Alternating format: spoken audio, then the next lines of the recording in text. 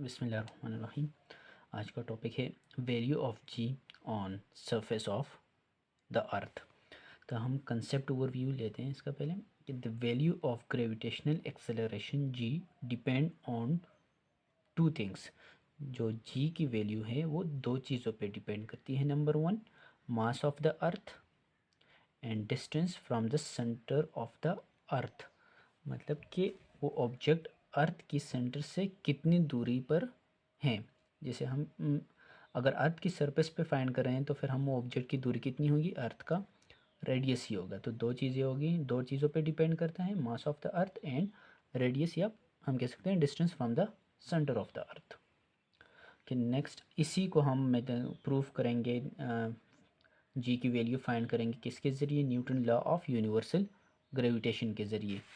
तो पहले स्टेटमेंट पढ़ते हैं। Consider an object stone of mass m not place on a surface of earth, let m e be the mass of the earth and radius of the earth, re is the distance between their centers, as radius of the stone is very small compared to the radius of the earth, therefore it is ignore the gravitational force between the stone and the earth. okay, for example हम यही हमारे पास जो है वो अर्थ है जिसका मास हम represent करें एम ई के, एम कैपिटल एम ई के साथ, और जो स्मॉल स्टोन है वो अर्थ की सरफेस पे पड़ा हुआ है जिसका मास एम नाट है, और अर्थ की सरफेस से सेंटर से रेडियस आर ही आ गया कहाँ तक, अर्थ की सरफेस तक।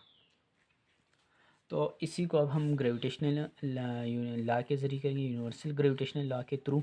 तो जो अब दोनों ऑब्जेक्ट के दरमियान जो फोर्स ऑफ ग्रेविटेशन होगी वो क्या होगी, equal to gravitational constant mass of the object mass of the earth and distance between them. तो दो ऑब्जेक्ट्स के दरमियान डिस्टेंस था, तो यहाँ पे जो मास एम नाट है उसको वो बहुत स्मॉल मास है as compare to the earth, इसलिए स्मॉल स्टोन का जो रेडियस था उसको हमने इग्नोर किया। तो सिर्फ एक ही डिस्टेंस रह गया जो रेडियस ऑफ द अर्थ था, तो उसका स्क्वायर लिया, आर ई का स्क्वायर। ओके, नेक्स्ट है the gravitational force f g by Newton second law. अब इसी फोर्स को न्यूटन सेकंड लॉ के अकॉर्डिंग करते हैं कि f g is equal to weight and weight is equal to m not g. F equal to m a था Newton second law, तो m a in the form of gravity हम लिखते हैं f g is equal to m not जी। दो equation आ गई, equation number one and equation number two. दोनों equation को कंपेयर करें, compare equation number one and equation two, we get, तो हमें क्या मिले कि m not G equal to G m not m e and r square. तो यहाँ से एम नॉट और एम नॉट कैंसिल हो जाएगा, क्या बचेगा, G equal to gravitational constant m e and r e square, equation number three. अब बस यहाँ पे इनकी वैल्यूज पुट करें और हमारे पास जी की वैल्यू आएगी।